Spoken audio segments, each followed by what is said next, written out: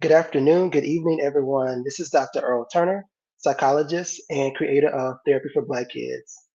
Thank you all for taking the time to join us today for this really special conversation on mental health, motherhood, and being a boss.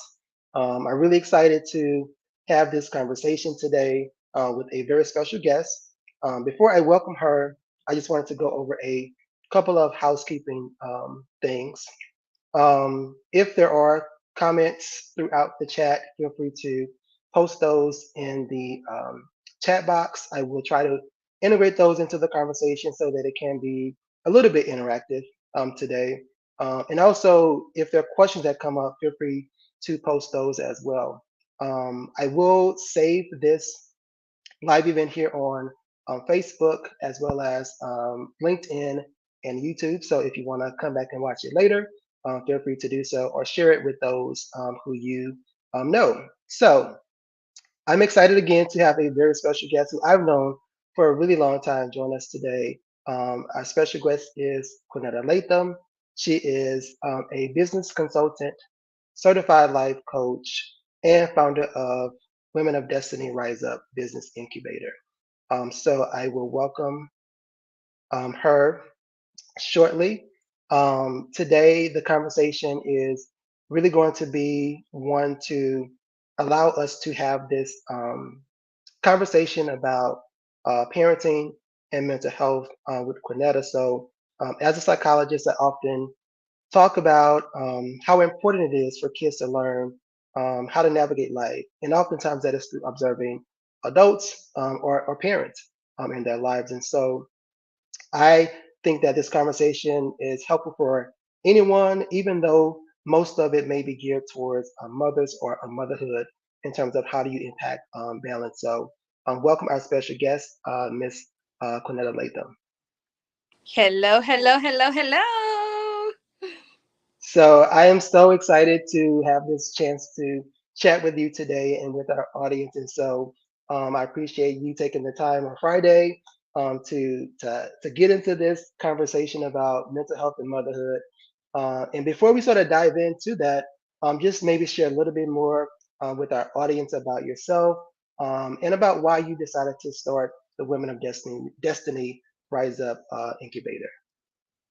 Well, good evening, Dr. Turner. I am super excited and just want to say thank you so much for creating this platform for mothers, for guardians, for parents, for teachers, but most importantly for Black children. So thank you so much. And shout out to you and your team. You guys are doing a phenomenal job. My name is Quinetta Latham, of course, and I like to describe myself as a fireball of energy, excitement, and all things empowerment. I am blessed to be able to know and to fully operate in my purpose daily as a business consultant, coach, and life strategist. In 2016, I had a desire to go back to my little small rural town of Zwolle, Louisiana, to do two things: to unite and unify, to unite women, and to uplift women. And then I knew that in 2016, I wanted to do something more, that I wanted to go back to my community to continue to embrace women with the love of God, empower women with the word of God, and then equip women with tools to live a successful life. What I realized, Dr. Turner, was because, of where these women live in a rural town, that while we were equipping them with strategies, they did not have the resources to start. Right. And so last year, this year, I decided to open enrollment for the Women of Destiny Rise Up Business Incubator Program. This is a 1 year program where I hold women's hands and I hold them accountable throughout the entire process of starting, building, launching, and expanding their own business. So I bring in professionals and experts, and we talk about everything from your registration to your logo, your website, marketing, trademarking, business credit, right? And so in July of 2023, we will be graduating the very first class of women that are going to be graduating from the Rise Up Business Incubator Program. So there's nothing more exciting than helping women to start their own business. Absolutely, that's exciting. So, congratulations to you on all of your amazing work. I know that you've been doing over the years. And this part about really uplifting women and mothers and providing this space, I think, is really important, particularly for Yes, those mothers who are deciding to expand their career paths, go into a different career direction, and to be yes, able to do this for themselves and for their families. I think oftentimes, there is a huge focus on sort of women and this idea about motherhood, but that doesn't include the focus on like them individually or them as sort of a business person. right. So I appreciate you sort of carving out that avenue and providing that mentorship and space Definitely. for mothers to do that work.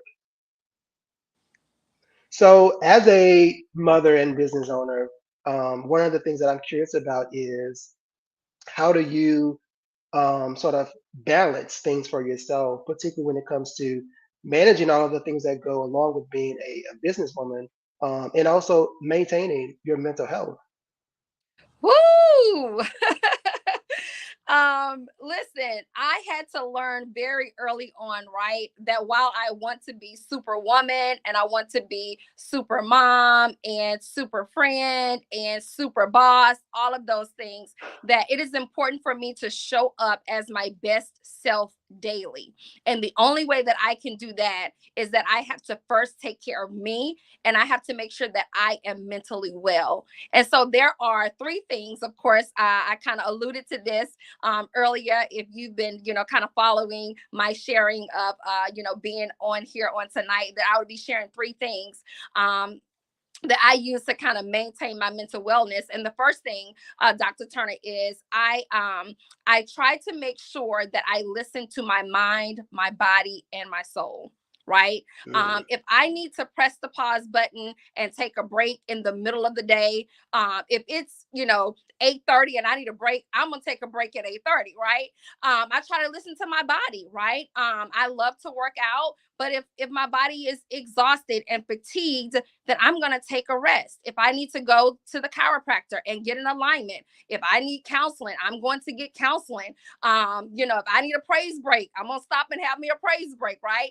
So I have just, learned the importance of making sure that, I am mentally well, and starting with that, making sure that I am listening to my mind, my body, and my soul. The other thing too is I try to remember to give myself grace. Right, give mm, myself grace to fall down and to get up again. Give myself grace to try and try again. And then giving myself grace to make sure that I am growing, but growing at my own kind of pace. Right. And then the last thing is setting boundaries. I mm, no longer go just because I've been invited. I don't do things, just to do things anymore. If it is not in alignment with my purpose and the season that I'm in right now, then my answer is no. So those are my three things, right? Setting boundaries, making sure that I, press the pause button and listen to my mind, my body, and my soul, and then of course giving myself grace. no, those are really, really good. I really so a couple of things came out for me, but one, I think the idea about giving yourself grace is really, really important, and so I think that's something that I focus on a lot when I talk with people about just the importance of like, even though you set goals that you want to work towards, like those goals can change over Yes, time, and you should allow yourself that flexibility to reshift things as needed and not sort of hold yourself into these like rigid expectations that you maybe have for definitely. yourself. Particularly, I think as it comes to like parenting, when I talk with a lot of my clients about that, but also the things that our families sort of hold us up to those expectations too, because I think that those can be really difficult sometimes to like carve out your own life for yourself when Yes. there are these other expectations that may be held up for you by others that may be important. And then the other thing that you talked about was the idea of setting boundaries. Mhm. And I don't remember where I heard this conversation, but the idea came up about like setting boundaries is important and helpful, but like how do you set up those boundaries when other people don't have boundaries?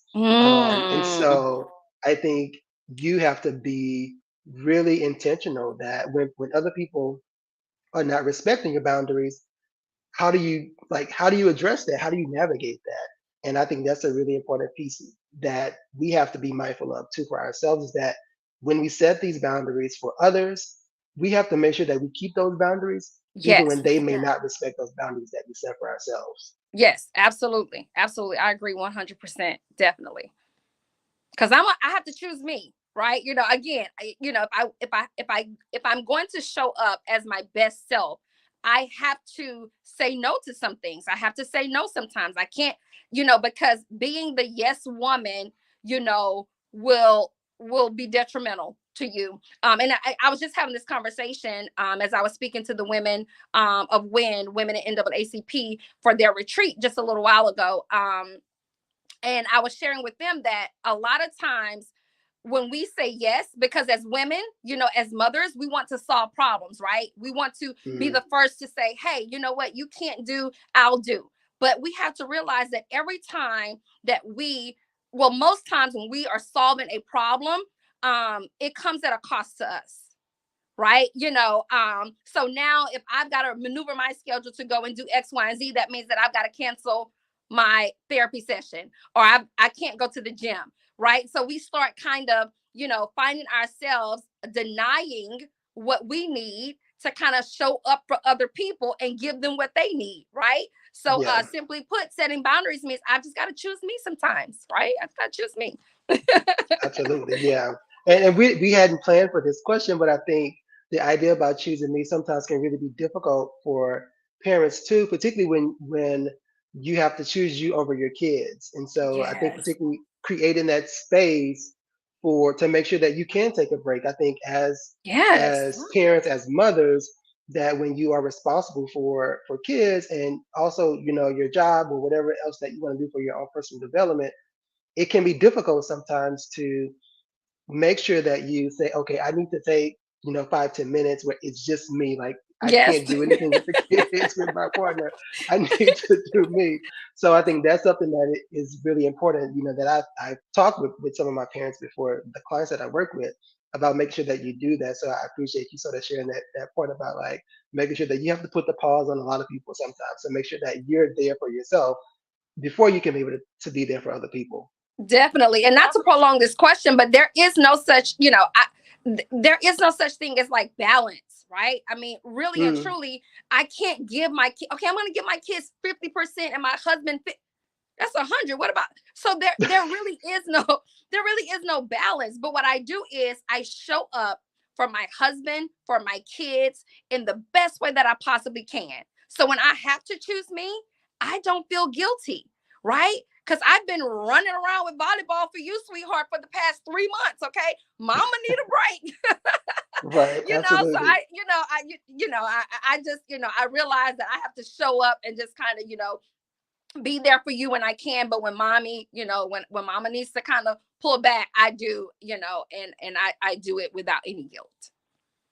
Absolutely. No, I appreciate you sharing that. So, Therapy for Black Kids was founded primarily to promote healthy social and emotional development in kids. And oftentimes for me, that is making sure that parents have the tools that they need to be able to do that and support their kids. But also thinking about that starts at a very young age in terms of how we promote this. And so I'm wondering what sort of advice or suggestions would you have for parents about how do you foster that open relationship, with kids around communication that you may have with them to make sure that you can talk with them about whatever may be going on in their lives. So, how would you suggest? How do you foster that open relationship? So listen, it really comes down to being transparent, being open, being honest, and being non-judgmental, right? I said a mouthful right there. But even with my daughter, right? My daughter is a lot like me. She kind of has this mouth, and she's got, a little attitude with her, but she's just kind of like, look, I am who I am.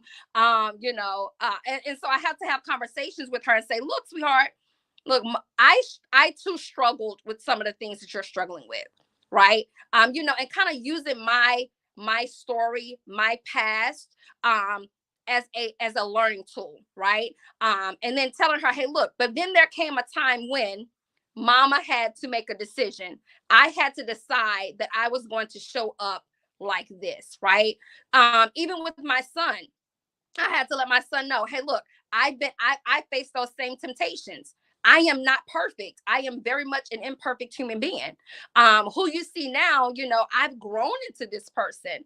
But again, having those transparent conversations, and letting them know that yes, I'm your mother, but hey, look, I too have encountered some of those very things that you've encountered. I too have been bullied, and this is what I had to do. I too have faced some of those same things. And I think that when we share our stories with our children and use them as, opportunities to teach them, that it kind of creates and builds this bond where they can feel like they can come and they can talk to us. They can come and they can share, not just when they need something, but maybe just for advice, maybe just for help, maybe just out of concern. So now we're able to foster this relationship built on transparency and authenticity, that our children can now come to us and have conversations, the hard ones, the tough ones, and then even just to kind of, again, come and just out of concern or need for help, because of the opportunity and the fostering of that bond, being transparent and authentic.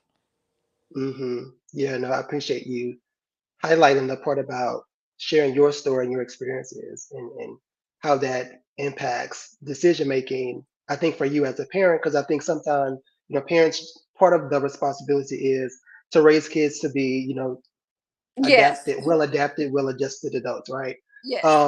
And so I think sometimes, and I'm not a parent, but I think from my work that I do with parents, is that part of that is sometimes there may be rules or decisions that you make or advice that you give them or things that you instruct them to do to prevent them from making mistakes that you may have made yourself in the past, or just life that you've lived, that this may be a better way to sort of navigate a situation. But I don't think that always comes across in that story piece that you talked about isn't always communicated to kids. It's like, okay, do this, do that, Right. without the story piece. And I think for kids, it's like, okay, why are you telling me these things? And Right. I Right. think Right. when you can have that open dialogue and communication, that maybe sort of that lands differently with them than if you sort of just jump right in to say you need to do this, etc. Piece. So I appreciate you highlighting that importance of like telling the story as a piece of fostering that open relationship and communication, which I think Definitely. is that foundation for me about how do you then open up more difficult conversations that they may be either experiencing themselves, or if you want to sort of talk about sort of mental health, for example, that if you don't have that sort of relationship already where communication is pretty good and that you're open, it will be much more difficult for them to want to Yes. open up about something difficult, or if they're struggling with their mental health, because they don't know, is this a safe space, or Yes. do I feel Yes. comfortable even bringing up some of these things, that I have to share with my parents? Definitely, and just kind of piggyback on that just a little bit. I was just sharing with a group of women. We were having a conversation and just kind of, talking about, children and raising children today, different things like that. And I think that it is important that we remember that even when adults are having conversations, right, in the presence of children, or in the presence of, our youth, that how we have that conversation with other adults, what we're saying during those conversations, children will remember how we reacted and how we responded, right? So you have to make sure that when you tell your children to do something, or when you share a story with them and say, hey, look, I've been there, I've done that, that your response, even when you're around other people, it needs to be consistent, because you don't want your children to feel like, yeah, my mom told me one thing, but yeah, when she went over here with her friends or with my auntie or with my grandmother, she completely flip flopped on her view, right? So you want to make Mm, sure that whatever you're sharing with your children, you're consistent and you stand firm on what you say. absolutely. Yeah, I appreciate that point. So one thing I'm curious about is, I talk a lot about the importance or need of checking in with your kids about their mental health and supporting them. So, what have been some ways that you have checked in on your kids and supported them if they've dealt with any sort of emotional or mental health difficulty? Definitely. So I have a 15-year-old daughter named Maria, and I have a 20-year-old son named Trey. We call him Trey. And so my son Trey is no longer living at home. He lives in a completely different state from me, right? And so as a mother, I was like, oh my gosh, I was really concerned, but I use several touch points to check in with my children, right? Of course, I pick up the phone and I'll call my son and check in with him. Even with my daughter, if she's gone for the summer, I'll pick up the phone and I'll check in with her. As a matter of fact, I'm not at home now. And so I was getting on my daughter. We were having a conversation like, you don't even love your mama. You didn't even check in with me, right? You didn't even call me since I've been gone. So I'll just pick up the phone and just kind of do a check in. Of course, text messaging, right? I'll send a text message and it's a motivational message. Hey, just want you to know that mommy is so proud of you. I see you. You are doing amazing things. I support you. Let me know if there's anything that you need. So, phone, text message, and then, of course, FaceTime because I want to see you, right? I want to Mm, see, what you're looking like. Do you look tired? Do you look exhausted? From my son. So, we're doing that whole FaceTime thing. The other thing that I do is, prayer, of course. And then for me and my daughter, we journal, or I really encourage my daughter mm, to journal independently. But me and my daughter, I saw you were sitting and listening to Alex L the other day. Me and my daughter have picked up one of her journals that I absolutely love. And we do that together, right? So it gives me an opportunity to, when it says, what are you struggling with? Right. That's an opportunity for me to see some of the things that she may be struggling with. And I can kind of tap in right then and kind of address some of those things. So we do some of those things together. But I am just very intentional about creating space and time, no matter where I am, when I am around my children, to kind of do a check-in, and specifically with my son. So yes, I'm just home for the weekend for a visit, but I'm gonna make sure that if we are, at a family member's house, that I kind of pull my son aside, or I make time to just kind of, son, how's things going? Right? Because I want to see now what's your body language going to be, right? I want to kind of pick up on all of that. So I use several touch points to just kind of make sure that my kids are doing okay mentally, because we know that kids are struggling and they don't always know how to verbalize that. But one of the things that I've taught my children since they were very young is to remember that they are never out of options, right? mm. We always have an option and we can always figure it out, whatever the it is. Yeah, I love that. I really appreciate the part about the journaling together. So I think having that prompt, sometimes if you're using journals with a prompt, sometimes it may not be, but I think having that sort of prompt as a conversation, starter Yes, can be yes. really helpful. So one of the things that I've talked about, and I think we've posted about on our Instagram page a couple of times, is when you want to check in with your kids, one of the um, easiest way to like shut down that conversation is to ask a closed-ended question, which would be something like, how was your day? Most kids gonna be like, good, or Right. whatever, and that conversation is done, right? And so I really encourage parents to think about really ask a very direct question to them.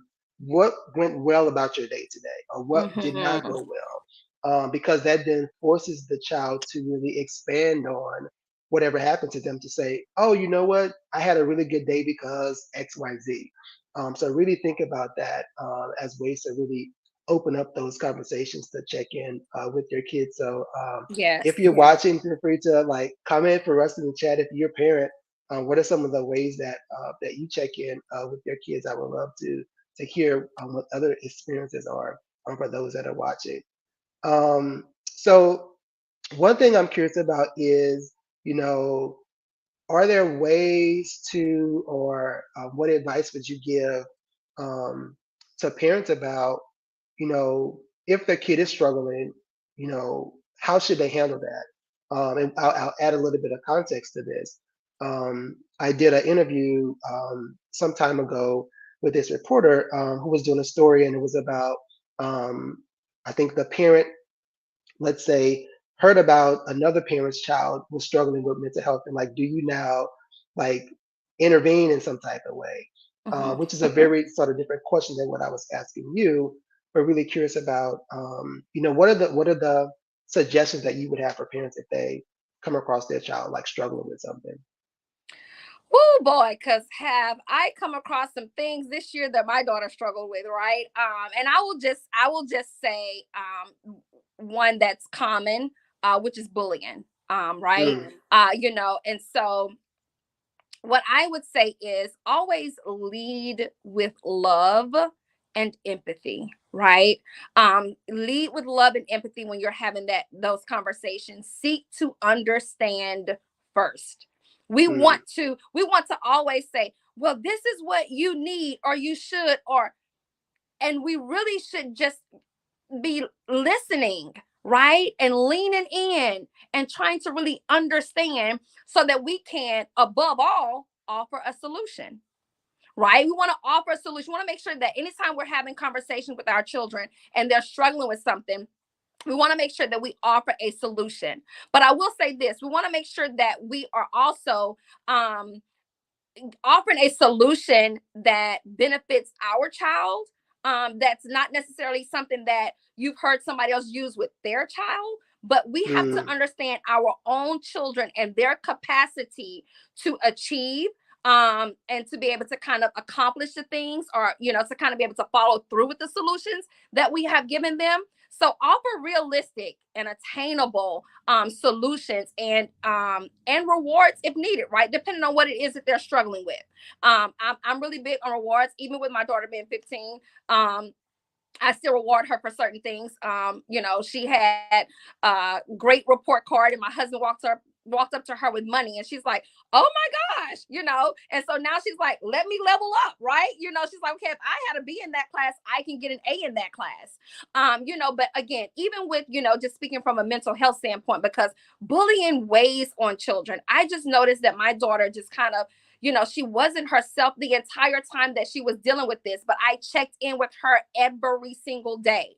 And I didn't wait until she made it home to check in, right? When I knew that she was at lunch, or when I knew that she had her phone, and she could use it, I was checking in. I was sending a message saying, "Hey, look, how's it going today? Hey, do I need to come to the school? Do we need to go, and have a talk with the guidance counselor? Do you feel threatened?" Right? I'm asking all of those questions because for you to say, "I'm good," might not necessarily mean that you are good. You might just be telling me mm, that. And I also remind her that just because you share information with an adult, or you share information with someone when you're in trouble, it doesn't mean that you are less than, right? It simply means that you want to protect yourself. You want to, protect who you are. And you just kind of really want to seek out help and let other people know what is aware. So I always say just be consistent with checking in and following up, and then always show that you care, always, because sometimes mm. our kids can get themselves into things that they shouldn't, and we want to be upset and frustrated and angry, and we allow the frustration and the anger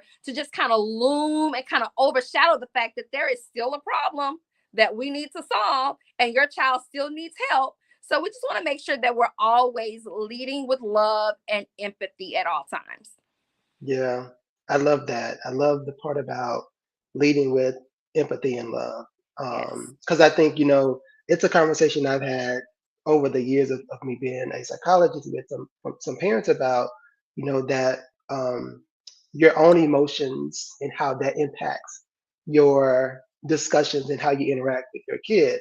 And it's like it's a natural human response to like Mhm. react some type of way, right? But it that reaction sometimes may not be conducive to having a effective conversation or problem solving.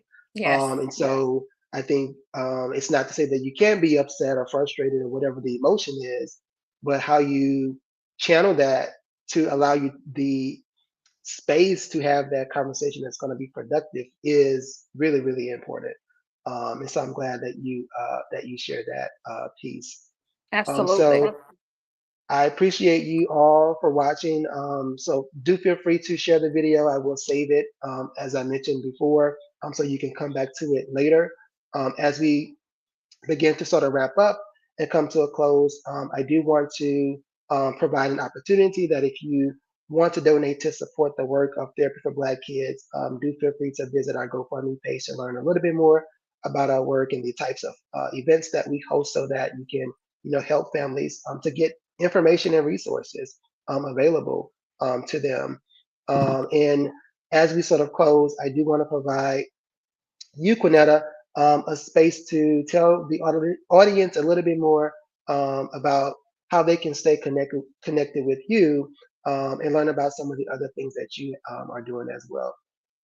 Absolutely. So, to make it easy, I am Quinetta Latham, just as you see it on the screen on all social media platforms, Facebook, Instagram. Also, my website is QuinettaLatham.com. I would love for you to follow me. I will follow you back. Let's connect. Of course, again, I've worked with young people for years through my organization, Dare to Be Different, challenging young people to simply show up as your authentic self, the Divine Diva Inspiration Pageant, where I have worked with young girls and teaching them the importance of self love. First, loving who you are in all of your natural beauty. And then, of course, as a youth minister as well. Now, my focus has shifted. Of course, I will always love working with young people and continue to do so. But I am working now with women, again, teaching them how to identify and find their purpose, igniting their passions, turning those into profits, and then encouraging them to walk boldly in their divine destiny daily. So I would love to connect with you. And thank you again, Dr. Turner. I have thoroughly enjoyed this conversation. Absolutely. Now, I appreciate all of the things that you're doing and giving back to your community in Louisiana and all the other places that you're traveling. Yes. And I appreciate all of you for taking the time to watch us live today. And if you're watching the recording, be sure to subscribe to Therapy for Black Kids on YouTube, as well as to follow us on our other platforms. You can connect with us on Instagram at Therapy for Black Kids as well. So I hope you all enjoy the rest of your evening.